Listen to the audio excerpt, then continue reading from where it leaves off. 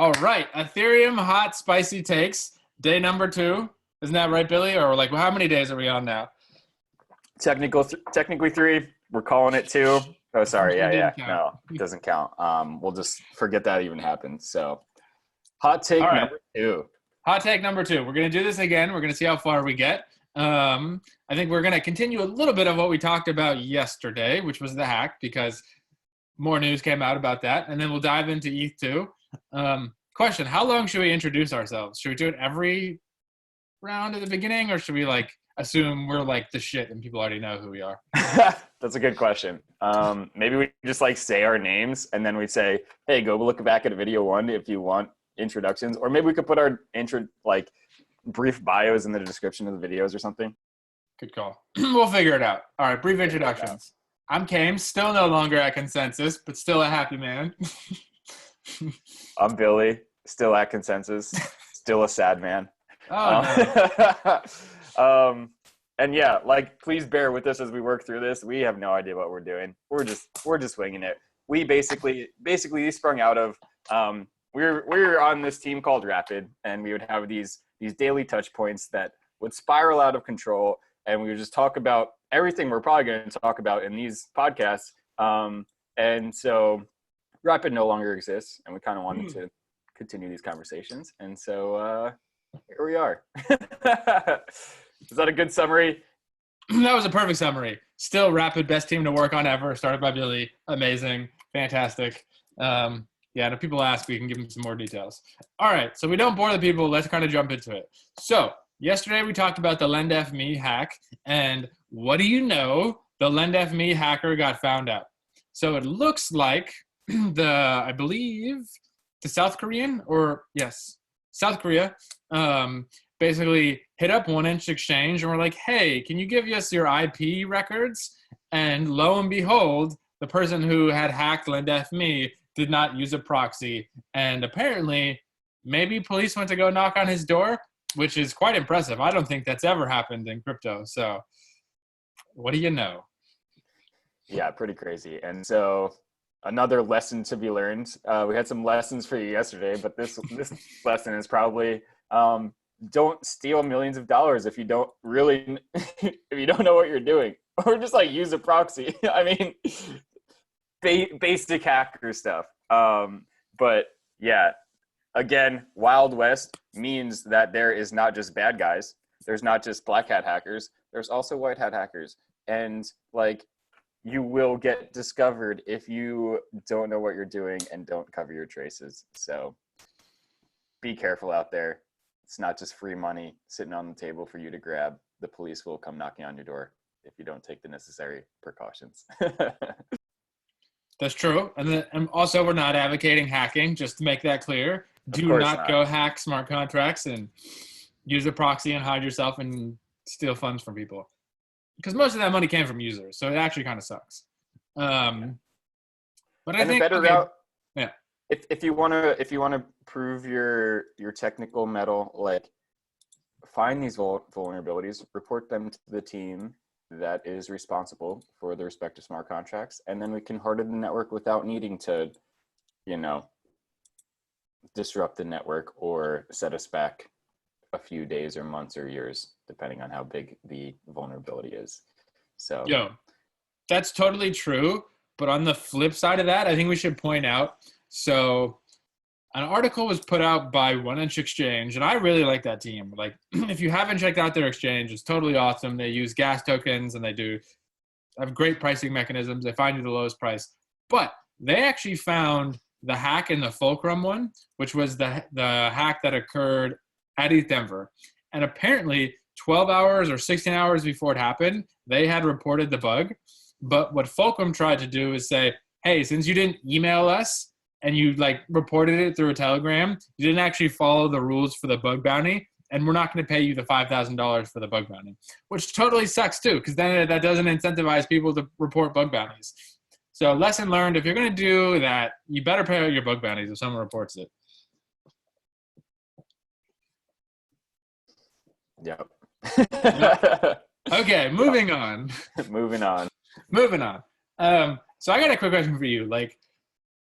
do you think now that he's been caught, and even though he's returned all the money, and there's a price discrepancy, it looks like 25 million got stolen, but only 23.5 million was returned, and that's probably just like Ethereum fluctuating. But maybe he kept some. I don't know. But either way, do you think he'll get in any trouble for this, like a slap on the wrist, or like any time in prison, or is like, oh, all is good now? And to add to that, before you answer, is like technically he didn't send funds back to the users because the exchange now holds that funds, but they never held the funds, right? So they have to now disperse that money back to the users. And what if they don't? Twist, hot take. But before we go down that route, like, do you think he's going to get in trouble, or what's going to happen there? That is a really good question. And I haven't, I guess, dove too deep into what actually happened. I don't know. Like, I think we need a little bit more accurate information with respect to, if the police actually did knock on his door or what happened there. Yeah, we're just Twitter yeah, Twitter commentary. Twitter rumors. Let's just assume that the police have identified him and know the exact amount of money that he's stolen. I assume that there has to be some repercussions, even if he gives the money back, because if, like, we again get to this philosophical kind of debate where, was this a feature or was it a bug? I would argue that this is a bug or a vulnerability, and so he exploited a vulnerability to steal that money from unknowing users, and so I would argue that it is technically theft. I think there are some people in the crypto community would say that, smart contract executed exactly as it was programmed. So, that was how it was supposed to function. So it's a feature and not a bug. And those people would probably argue that this person was just utilizing a feature of the system, and maybe they don't think that he should be punished. But I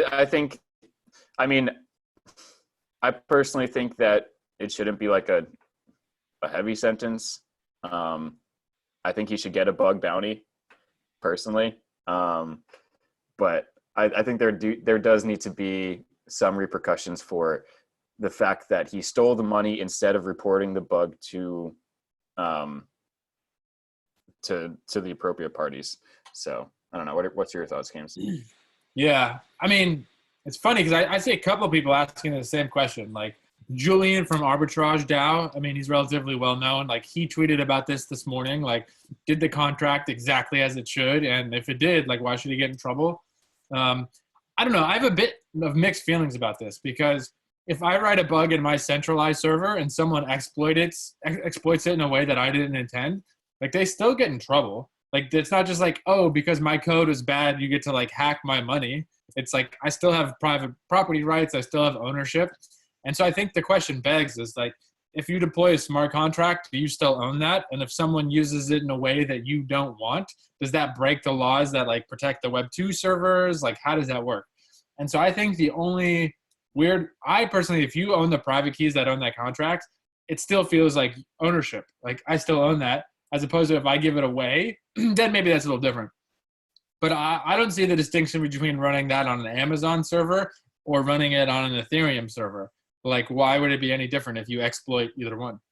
That's a good point. I would actually make that argument too. So if you're using smart contracts in kind of a centralized way, and you're the one that deployed it, you are the one that owns the private keys that basically control it. In that scenario, it does feel like just another centralized system. And so I guess you can state what the intention you had for that smart contract was. Whereas if, you kind of relinquish complete control of that smart contract, you have just an anonymous user in the community deploy it for you. You don't have any kind of special privileges with respect to it. Then who's to decide what the intention of the smart contract originally was? Maybe the intention was to have that vulnerability or backdoor to steal the funds. And so the system functioned exactly as it was supposed to. And I think that's where we get into a little bit more of a muddy philosophical ground. But yeah, I totally agree with you. If it's at all centralized, it's kind of, this feels very much like going against the original intentions of the company. Yeah, and if they have like an agreement that you sign when you do a transaction and like you agree to that, like there's probably some other repercussions. Obviously, that's like a civil dispute as opposed to like what's that, like legal dispute or judiciary. So because like when you go to MakerDAO, before you can log in and connect a wallet, you have to go like, I agree to these terms and services. So I don't actually see that a lot. So I wonder if that's going to become more and more common. Like as we see hacks, people are like, you know what? Before you can even do a transaction, even though my DApp is decentralized, you still have to agree to my terms and services. So, which I don't know if defeats the purpose or not. I think a lot of people argue that. I necessarily wouldn't, but yeah, that'll be interesting to see how that evolves now that these hacks are happening. Are the MakerDAO terms and services with respect to, is it like a disclaimer that, hey, this is kind of experimental, so be careful? Or is it like, hey, here's MakerDAO, here's like our intention for this platform, here's what you're signing up for, like a Apple terms and services type thing? Yeah, that's a really good point. I think it's the first one where it's like, hey, this is experimental and we're not responsible for anything. So if you lose your money, like don't come running to us. That brings up an interesting point. Like how are those lawsuits going to fare in the face of the fact that they have that I'm no lawyer. We should get one, but I assume not. Crazy time. I assume, yeah. I assume it's going to go. It's got to be thrown out because, like, it's pretty clear. It's written in the code that you can go. It's a bidding system, and like, you have to assume as a user, like, if the gas can't go through and someone bids super low, and that's the only person who bids, like, they get your money for that bid. So, if you really cared, you'd set up your own bot to bid for your own reserves and like figure it out. So. Yeah, I don't think that case is going to go very far. Just what I know technically, if they analyze it, it feels like it's a no-go. And this kind of goes back to our topic yesterday of users wholly understanding the system that they're interacting with. It kind of requires users to think of every single edge case with respect to these things. Like I would never have thought to, flood blocks with transactions to ensure that my $0 bid was the only thing that could go through. Like it's like a very genius edge case that somebody exploited. And so you're kind of required, we're required to kind of point all of these things out up front and as users to kind of recognize the fact that these exist. And I think that's going to be pretty difficult. Yeah. I don't know. Or I don't know. I like your position where it's like, are the bugs reward greater than the risk you're making by just getting the 9%, returns on your investment? And I think you called it. It's like the answer is no. It's better just to like keep your money as is, and how much return you're getting is not outweigh the risk of these systems. So it's like if you can't identify every use case, you just have to like judge on the risk and just be like, it's 40% risk. You might fail 40% of the time in the next 2 years. And like, I just have to assume that. And if I don't make over 40% gains, then it's not worth it. That's such a good point, dude. So I think if you're actually trying to calculate your risk, there should be in your risk function, there should be this inherent value, and that value should be 40%. or like, I don't know, maybe not that high, but like pretty high. And especially this, I was thinking after our conversation yesterday, your risk compounds based on the amount of DeFi protocols the thing you're interacting with is composed of. So like this aspect of composability, we all talk about being the killer feature of Ethereum. And I think it is. I think it's amazing. And when we get to a place where all of the pieces of the puzzle are extremely secure and robust and regulatory compliant, maybe in that scenario, composability is going to be amazing. But in the immediate term, when each individual piece of the puzzle is something that can just completely collapse, every single, protocol that your DeFi system is comprised of, if one of those things fail, you're at risk. And so the risk is just like huge. I think. I don't know. Yeah, absolutely. And I think that's just specifically highlighted by this specific hack, where it's this IMBDC token, which is like wrapped around Bitcoin, which had a reentrancy bug, but allowed the guy to withdraw all the other tokens when the ecosystem, because he just banked, like he just bought up like it looked like he owned so much like of this wrapped Bitcoin and could buy all the other ones. And like none of those other contracts were insecure. He just leveraged this one to basically game all the other ones. And it's like, yeah, the more loose pieces that are in there, like I would have never assumed just because you like hack one token, you're then going to get all the others. Like that doesn't even make sense. But in this case, it did. So yeah, these Lego pieces. What about DeFi safe zones, Kames? Ooh, DeFi safe zones. Well, Billy's referring to a wild idea that I came up with that, like, after thinking about it, and I don't know if it would work or it wouldn't work, but the thinking was, like, if you're going to transfer X amount of tokens, like a large amount, like say anything over 100 or 1,000, you basically have to route those through what I'm calling a safe zone, which is one smart contract. So if you want to go from the DF Lend Me to Compound or like 1inch Exchange, you'd have to route those big ones through like a verified hub. And that would be written into these other contracts. But then I realized like that's a big ask and you have to, assume a lot of these contracts would do it. I think maybe one day when Libra Facebook takes over and like there has to be a lot of money routed that's billions of dollars, that'll make sense. But it's too early in the game. But yeah, maybe safe zones make sense and I should do a token and figure it out. Any hot Libra takes? Hot lever? What's the hot lever? Libra, sorry. Oh, Libra. Oh, yeah. I need my official microphone. This thing sucks. No, I just didn't hear you. I got music on at the same time. Yeah, I know a mole for Libra. And that's as deep as I'm going. Yeah, but besides that, have you heard any kind of recent news or announcements from the Libra side? I'm just totally not up to date with what's going on there. Yes. I heard a couple weeks ago, they basically relaunched their new white paper. They talked about how I think the major thing that I took away was they're changing how Libra will get controlled, and there was going to be a centralized governance of the people who are on the actual like Libra association to more of a marketplace-driven, feature-based approach. I don't know what that means because I'm not super deep into the Libra white paper, but it sounds like a good step in the right direction where it's like at least it's an open marketplace as opposed to like the invisible hand of Facebook controlling everything. But at the same time, that could be like a mirage. Totally. Yeah. It's DPoS, and the only market forces that are allowed to participate are institutions with over 10 billion in net assets. No, I have no idea. Yeah, probably. I need to look into that more. Yeah, probably. Let's be real. Do you consider it kind of a threat to Ethereum now that they are kind of trending in the right direction, and they obviously have a lot of really good engineering talent? That is a really good question. No, and the only reason is because at this point, I trust the centralized bankers to shut down Facebook so fucking quick. They're going to be like, no, Facebook, you can't take our job. And we're going to do whatever we can to basically use every asset we have to keep you from doing it.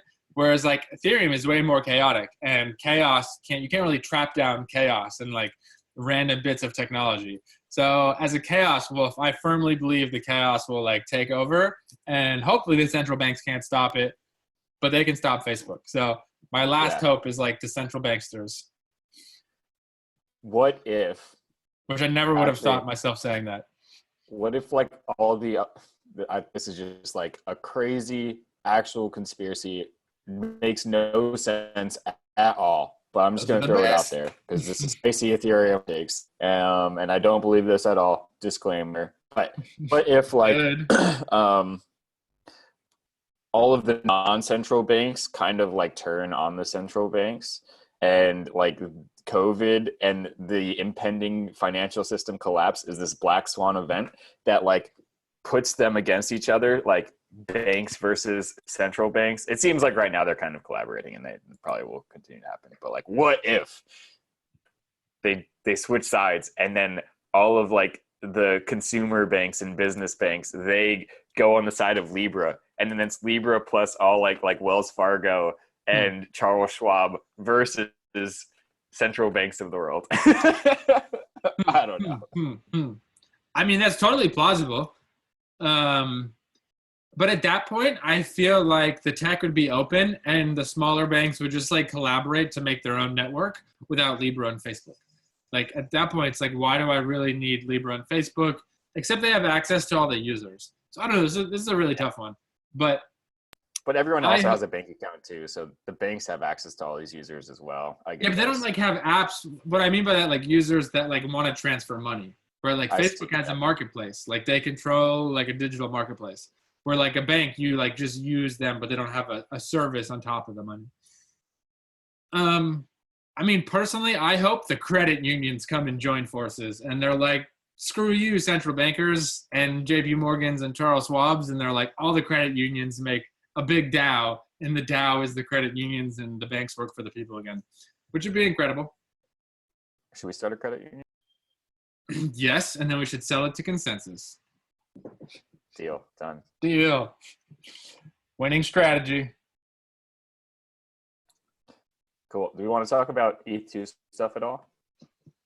It's pretty interesting stuff. I mean, because they had the recent ETH2 announcement last week. And I think we were both on that call. I think I saw you. You hopped on a little bit later. Yeah. If I remember correctly, right? Yeah. It was really cool. What's the name? Is it Topaz? Topaz Testnet? Yes, the Topaz Testnet. Yeah, so recently the Topaz Testnet launched, which is, I guess, so I think there's a big misconception right now. Ethereum 2 is comprised of many different phases. There's 3 phases that are mainly talked about. And what we're trying to roll out right now is phase 0. So phase 0 is the launch of the beacon chain and staking.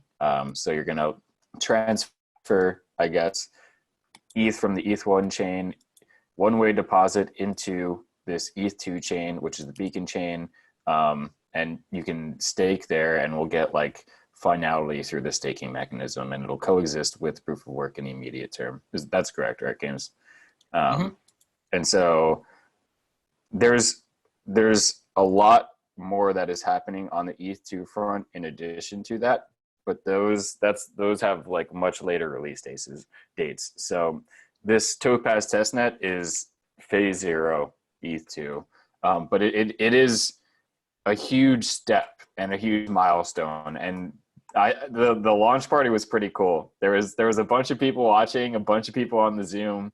They distributed these proof of attendance tokens that I think will be kind of commonplace at all of these Ethereum milestones. So like, make sure you show up to these events because you get these cool little tokens that prove you were there. But I don't know. It seems like the ecosystem is kind of, it's like coalescing, and it's even without kind of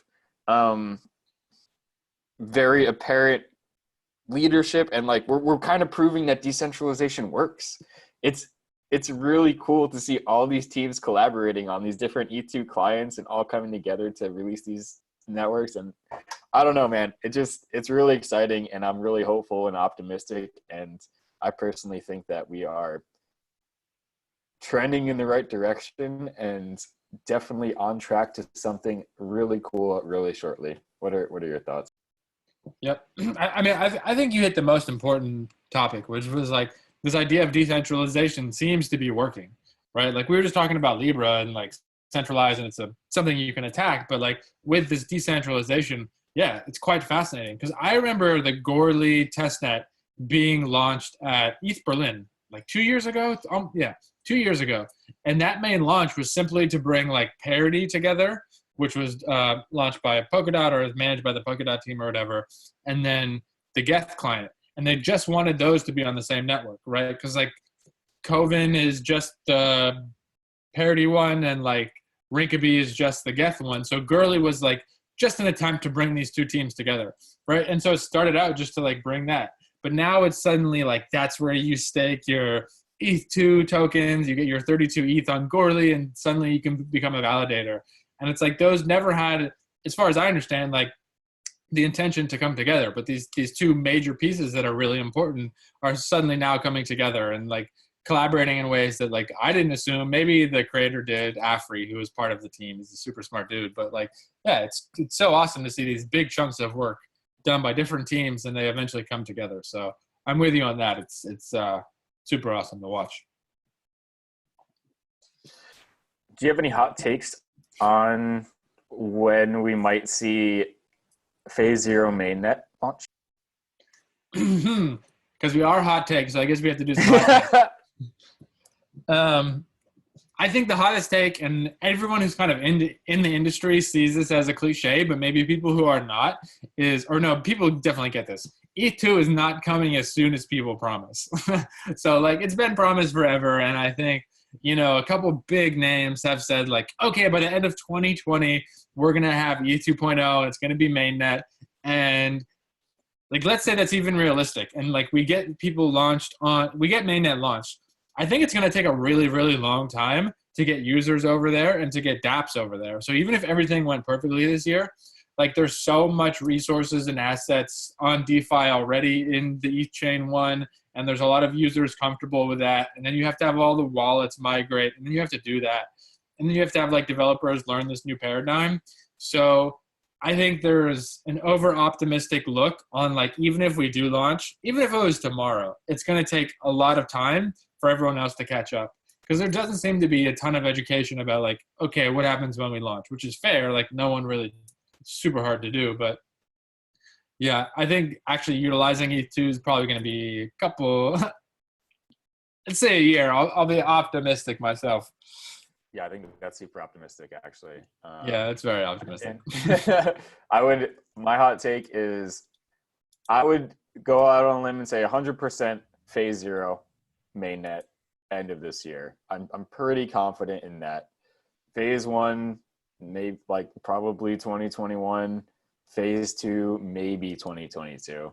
So like I think when people typically talk about ETH2, they talk about all three of those phases. And so like I said before, I think there's a bit of a misconception there. And so we won't see like the full realization of ETH2 for probably another 2 years. But we're going to take these incremental steps in that direction, and we'll have Phase 0 mainnet launch, I think, in the next few months. Yeah, I agree too as well. And I think it's going to be super awesome to start tinkering with it. And like, I think this is the time, if you're a developer just getting into it, to really start understanding clients, right? Like, because if you want to know how to read clients and then read from multiple shards and read from multiple chains. And so maybe this is a good plug for actually Pegasus from Consensus. And I mean that wholeheartedly, because they have a technology I love called GraphQL, which allows you to do like way easier queries to a chain that you otherwise could not do easily. And so I think if you want to start like leveling up and getting ready for this switch, is definitely really understand how you're going to communicate with clients, how you're going to start querying across shards if that's what you need, and just get ready for the switch. Because if you're ready, you're going to be in such a better position to really capitalize on that upcoming switch, because other teams have to deal with legacy. And if you don't, you're just going to hit the ground running. Yeah, that's a really good point. And I think we maybe save this topic for another time, because we're already at a pretty sizable amount of time for this one. But yep. I would love to talk about like this world that is emerging, where we have all of these. It's inevitable. Like, this is not a question of if, it's a matter of when. We're gonna have, instead of like one kind of synchronous chain, it's gonna be 64 shards or more in the future. And then it's also going to be all these layer 2 chains, and all of them, you need to like read data from all of them and get this holistic view of what's happening in not only layer 1 and all of the layer 1 shards, but all of the layer 2 chains, like all the plasma chains, all these maybe like consortia side chain things that are happening. And so there's not going to be, you're going to need one state of the world, but that one state of the world is going to need to be comprised of different states of the world. And it's going to get like real complicated real fast. And so we need to start thinking about some of those things sooner rather. Yeah, absolutely. And I think even just like testing 2 shards is going to be a challenge. Yeah. Let alone like trying to like do a hacker. But that's probably honestly a good business. Someone who can like, you're just like, hey, I want this data. And that person's going to go and do all the reading across the shards and whatnot. So Is that yeah. Pegasus Orchestrate? Maybe someone build up Orchestrate if Infura doesn't get there first. But you're right. That's a bigger topic for a different day. We should probably actually study up for that one so we can educate the folks and have a good opinion. Good point. But you have a good point. We have gone for quite some time. We scattershot. Maybe begin to wrap it up, or do we have any final hot, spicy takes? Investigate them all. Ooh, investigate them all. That's my only hot take. All right. As an outsider now to consensus, yes, I'm down. I want to find the mole. Who is leaking information to CoinDesk? It's got to be somebody. Somebody's got to be doing it. I got your back, dude. I'm going to find him. Thanks, man. I got your back too, Billy. Independent contractor, investigative journalist Kames. On the story. On the story. Because they affected my job. We got some more. All right, well then, let's do it. Ethereum hot spicy takes, over. Thank you all for listening. Again, if you made it this far, you probably didn't. If you did, we might have some new folks for you next time. Don't know where they are this time. They're supposed to join, but you know what? Doing it live. You snooze, you lose. You snooze, you lose, man. All right. Peace. Peace.